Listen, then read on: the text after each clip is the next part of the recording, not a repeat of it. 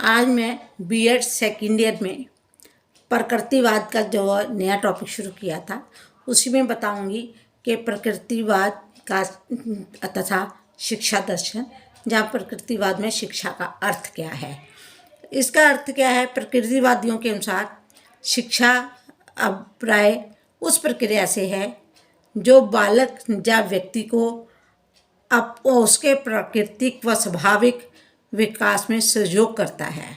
संक्षेप में कहा जा सकता है कि प्रकृतिवादियों के अनुसार शिक्षा का अभिप्राय उस प्रक्रिया से है जो बालक की जन्मजात व प्राकृतिक शक्तियों का स्वाभाविक, सर्वांगीण व प्रगतिशील विकास करती हैं, ताकि बालक जो है अपना जीवन सुखी, सफल, आनंदमय बना सके और समाज व जाति की प्रगति में योगदान दे सके। इसके बाद आता है कि प्रकृतिवादी के अनुसार शिक्षा की विशेषताएं क्या हैं। सबसे पहली विशेषता है नंबर 1 पे पुस्तकीय ज्ञान का विरोध। प्रकृतिवादी जो थे वो पुस्तकीय ज्ञान का जो थे विरोध करते थे। उनके अनुसार कहना था कि ग्रीक या लैटिन में लिखी गई पुस्तकों को रट लेना शिक्षा का जो है प्रमुख लक्ष्य था। परंतु प्रकृतिवादियों के अनुसार उनके अनुसार पुस्तकीय ज्ञान का को उन्होंने विरोध किया कि उनके हिसाब से पुस्तकीय ज्ञान का कोई भी महत्व नहीं था। नंबर 2 पे प्रकृति की ओर लौटो। ये किसने कहा था? जो प्रकृति की ओर लौटो, ये रूसो ने कहा था कि प्रकृति की तरफ जो है लौटो। प्रकृतिवादियों ने प्रकृति की ओर लौटने का सिद्धांत जो था प्रस्तुत किया था, जिसका तात्पर्य था कि बालक को प्रकृति के अनुसार विकसित होने का मौका जो है दिया जाए, क्योंकि बालकों को जो है का विकास जो है स्वाभाविक विकास होना चाहिए। शिक्षक, विद्यालय एवं पुस्तक की जो है उसके विकास में जो है इन चीज़ों की ज़रूरत नहीं पड़नी चाहिए, और इसलिए बालक की महान शिक्षिका उन्होंने प्रकृति को ही बताया है। नंबर 3 पे बालक की प्रधानता। प्रकृतिवाद के उदय से पहले शिक्षा व्यवस्था में शिक्षा को प्रधानता दी जाती थी, परंतु प्रकृतिवादियों के अनुसार शिक्षा के विभिन्न अंगों की बजाय केवल बालक को ही उन्होंने सबसे प्रमुख स्थान जो है दिया है।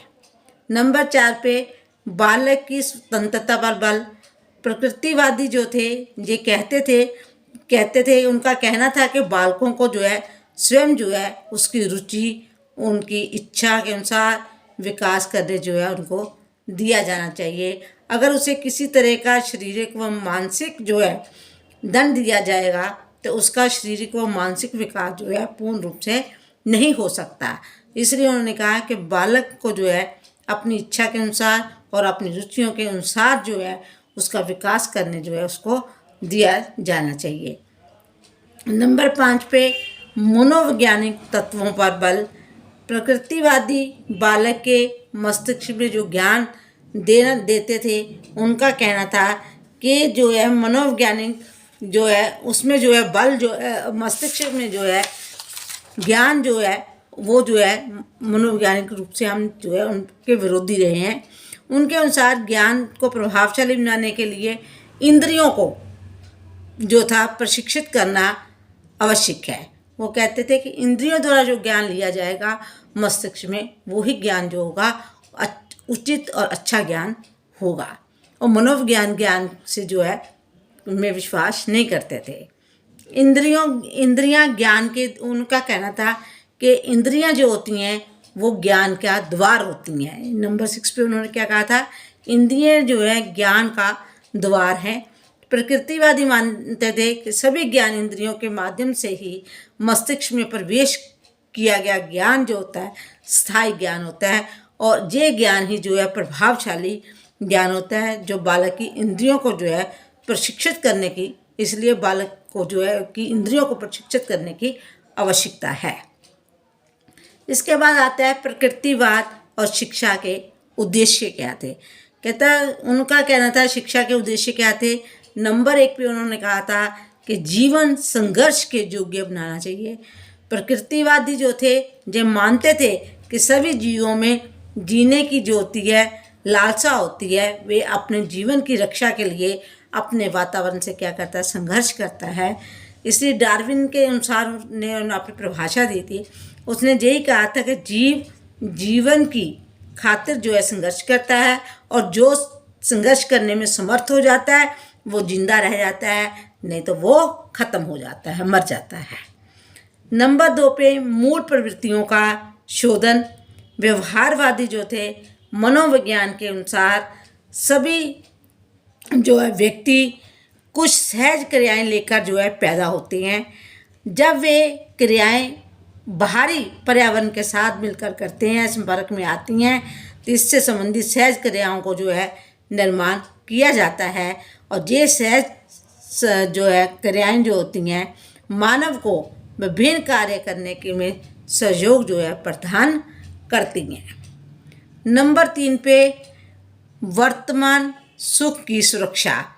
कहता प्रकृतिवादियों के अनुसार शिक्षा का परम उद्देश्य बालक के वर्तमान सुख को सुरक्षित रखना है, ना कि आदर्शवादियों की तरह भावी जीवन के लिए वर्तमान सुख को जो है बलिदान करना है।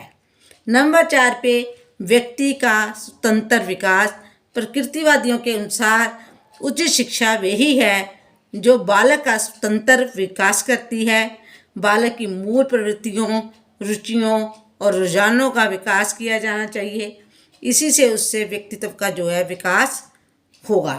नंबर 5 पे आत्म संरक्षण तथा आत्म संतोष की प्रकृति प्राप्ति। प्रकृतिवादी चाहते थे कि शिक्षा ऐसी होनी चाहिए जिससे कि बालकों का आत्म संरक्षण और उनको जो है आत्म संतोष की जो है पैदा किया जा सके।